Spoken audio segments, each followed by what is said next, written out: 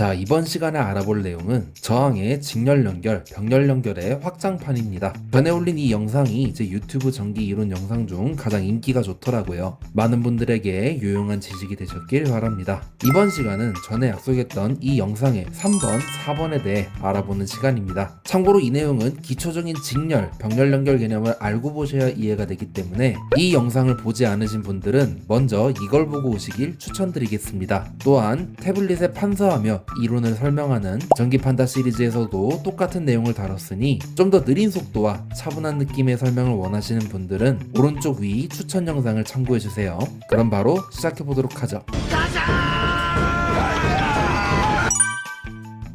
저번엔 저항을 두 개만 놓고 해석했는데 지금부턴 3개 이상일 경우를 볼 겁니다. 직렬 연결의 경우는 저항이 3개 이상이라고 해서 크게 어려울 건 없습니다. 가장 기초로 볼 수 있는 3개부터 와보면 우선 직렬에선 전류는 일정하고 전압이 분배되니까 R1, R2, R3에는 각각 V1, V2, V3의 전압이 걸리고 키르히오프의 제2법칙에 의해 각 전압의 합은 총 전압 V0와 같게 됩니다. ohm의 법칙에서 알 수 있듯 전압은 전류와 저항의 곱으로 표현되니 이렇게 쓸 수 있게 되고 직렬에선 전류가 같으니까 모든 전류를 총전류 I0로 바꾸고 I0가 같으니 이걸 소거해주게 되면 저항만 이렇게 남게 됩니다. 이게 바로 저항이 3개일 때 직렬 연결의 합성 저항이 되고 만약 저항이 4개라고 할 경우 같은 방식으로 하면 이렇게 식이 나오게 됩니다. 이걸 통해서 저희는 무엇을 할 수 있냐? 바로 저항의 직렬 합성 저항은 그냥 회로에 모든 저항을 다 더하면 된다는 거죠. 이번엔 이 회로에서 R2에 걸리는 전압 V2를 구해보겠습니다.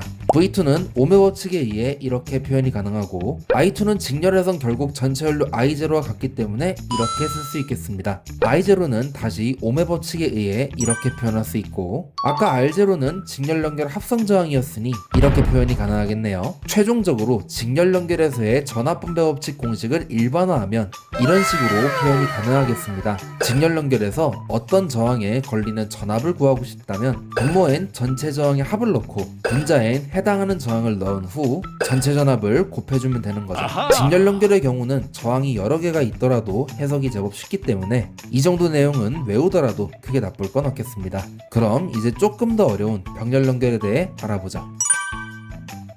이번엔 저항 3개를 이용해서 병렬 연결 회로를 만들어 보겠습니다. 병렬에선 전압이 같고 전류가 분배되기 때문에 전체 전류 I0가 I1, I2, I3로 나눠지게 됩니다. 그리고 키르히오프의 전류 법칙을 이용해 전류 관계를 나타내보면 이런 식으로 표현이 가능하겠죠. ohm의 법칙에 의해 전류는 전압을 저항으로 나눈 것과 같으니 이렇게 표현이 될 겁니다. 그리고 전압 V1, V2, V3는 전체 전압 V0랑 같으니 이렇게 표현이 가능할 거고 결국 V0끼리 전부 소거가 가능하니 없애주면 이렇게 표현이 되겠죠. 저희가 원하는 건 전체 저항이지 역수가 아니기 때문에 양변을 통째로 역수를 취해주게 되면 이렇게 될 겁니다. 결국 병렬 연결의 합성 저항은 지난번 기초 영상에서 설명드렸듯 각 저항에 역수를 취한 값들을 더한 후 다시 역수를 취한 값이 되는 거죠. 여기서 기초 영상에서 본 걸 바탕으로 간단하게 만들면 합분의 곱 형태로 쓸 수 있으니까 이렇게 쓸 수 있다고 생각하는 경우가 있는데 이러시면 절대 안 됩니다. 합분의 곱은 맞긴 한데 숨겨진 게 있어요. 그 숨겨진 걸 보기 위해 이 식을 다시 풀어보게 되면 우선 번분수에 분모가 있는 값을 통분해보면 분모에 R1, R2, R3가 들어가게 됩니다. 그리고 위에 있는 식과 같으려면 분자엔 각각 R2, R3, R1, R3, R1, R2가 들어가야 할 거예요. 그래야 같은 것들끼리 없어져서 위식과 같아지겠죠.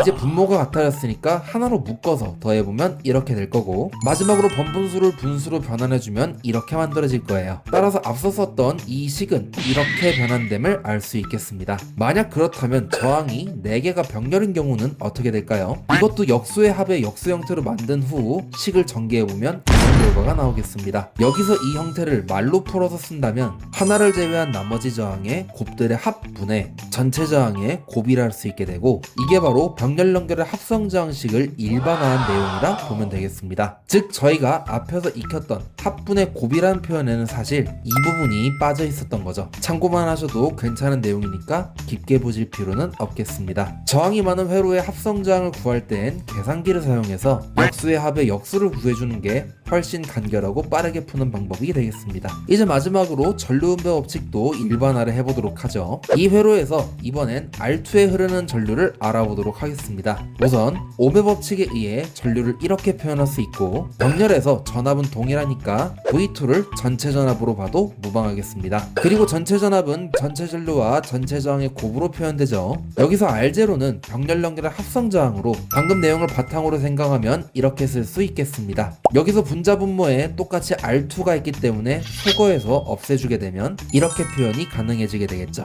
이 식을 말로 풀어보면 이렇게 표현이 가능해지게 됩니다. 이건 한번 예제를 보면서 추가로 이해해 보도록 하죠. 2ohm에 흐르는 전류인 I0를 구해보겠습니다. 공식을 바로 적용해보면 분모는 저항 하나를 제외한 각 저항의 곱의 합이었으니까 1과 2의 곱, 2와 3의 곱, 1과 3의 곱의 합으로 쓸 수 있고, 분자는 해당하는 저항을 제외한 저항들의 곱이기 때문에 1ohm과 3ohm을 곱해주면 됩니다. 여기에 마지막으로 전체 전류인 30을 곱해주면 되는 거죠. 그럼 분모는 2, 6, 3의 합인 11, 분자는 3이 되고, 여기에 30을 곱하니 11분의 90이 돼서 계산하면 8.18A의 전류가 흐름을 알 수 있겠습니다. 근데 사실 저항이 3기 이상일 때부터 병렬 연결의 해석은 이 공식을 쓰기보단 그냥 병렬 합성 저항을 구한 다음 전체 전압을 구해서 전류를 계산하는 게 더 편합니다. 실제로 해보게 되면 합성 저항은 저항들의 역수의 합의 역순이 이렇게 표현이 되고, 계산하면 11분의 6이 됩니다. 그리고 전체 전압은 전류와 저항의 곱이니 계산해주면 16.36V가 나옴을 알 수 있고요.